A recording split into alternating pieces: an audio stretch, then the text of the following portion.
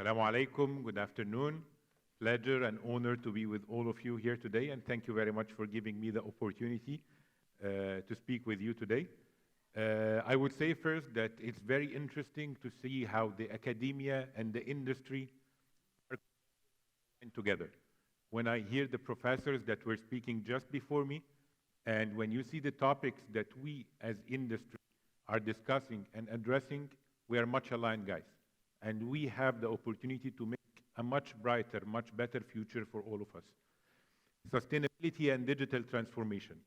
I think this is the main topic that we are all addressing now, right? How can I? Okay. Good. So I'll speak mainly about the global trends that are impacting the water and impacting the energy, and how the digital transformation is allowing us and is giving us opportunities to address those challenges together to find opportunities to have more sustainability. And what is the solution that we can provide for this? So the mega trends that are impacting and affecting the water consumption globally, population growth definitely. And one of the speakers previously was saying that around 2 billion people, they don't have access to reliable sources of water as of today, which is 20% of the world population today. And we are expecting to grow the world population up to 9.6 billion people by the year 2050. I think it's better to use the mic. Okay. By the year 2050. It's working? It's better, right? Like this, right? So to 9.6 billion people by the year 2050. This is definitely putting a lot of pressure on the water networks. And the water demand is increasing faster even than the population growth. It's increasing by 2.5% per year, while the population is increasing by 1%. So the demand and the pressure on the water is increasing. The urbanization, the number of cities that we are going to have in the coming future, the number of people moving to the cities is increasing drastically. Today we have 4.2 billion people living in cities. By the year 2050, we are expecting to have 7.4 billion people that are living in the cities, which is putting a lot of pressure on the infrastructure of the water and the infrastructure of the electricity. And definitely the most famous topic those days, the climate change. And we started all to see it, right? It was talking maybe 10 years ago, but today we all see the impacts with what is happening in South America, what is happening in Australia. We see the impact of the climate change. And this is true, and this is happening. And this is putting more pressure on the resources. Today, we are consuming 25% more natural resources than the nature can provide to us. So we are already consuming a lot, which is a big pressure on us. When we come to the electricity, it's even more interesting, because today the demand of the electricity is growing very fast. And it's all connected, right? It's connected with the water, the demand of the water that is putting pressure on the electricity, the demand of food that is putting pressure on the industry, that is putting pressure on the electricity. And the expectations is that we need double the electricity capacity that we have by the year 2040. Another very interesting topic, which is the digitization.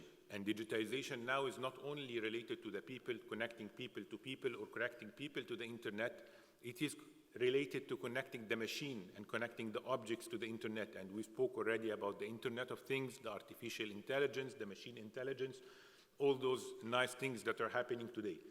And by the year 2030, we will be connecting 20 times more devices than people to the internet, which is putting a lot of pressure on the infrastructure of the communication, the infrastructure of the internet, the data centers, the traffic, all of this, which requires also a lot of electricity to provide for that, which is putting more pressure on the electricity. Decarbonization, and we heard a lot about the challenges that are coming from the CO2 and energy generation being one of the main sources for the CO2, right? And the energy dilemma that we call it, as we call it, is that we need to double the generation, the demand. We have double demand of the electricity. At the same time, we need to reduce the emission of the CO2 by half, which is a dilemma. And it has to be addressed in a creative and different ways and digital and efficiency are the most impactful ways to address this dilemma and this equation. And Dr. Muhammad spoke as well about the decentralized generation, the microgrids, the mini-grids, all the decentralization that is happening in the network.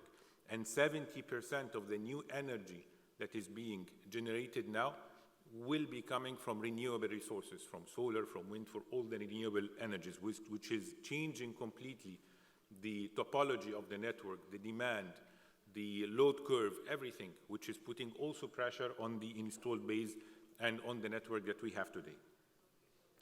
So digital transformation journey is also a very interesting journey. Started with business challenges, where we have challenges on the commodity price, the generation shift, the generation that is dealing with the networks, that is dealing with the things now is a different generation.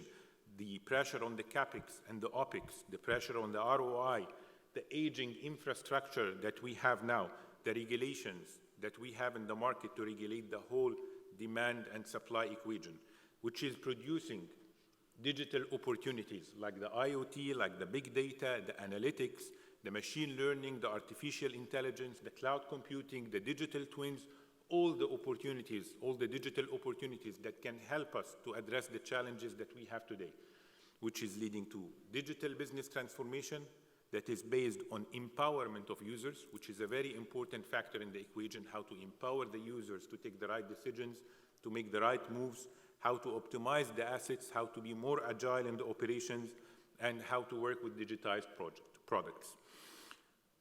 At Schneider, we have the solution through the EcoStruxure system that is providing efficiency, reliability, safety, and sustainability in addressing all the digital challenges that we have.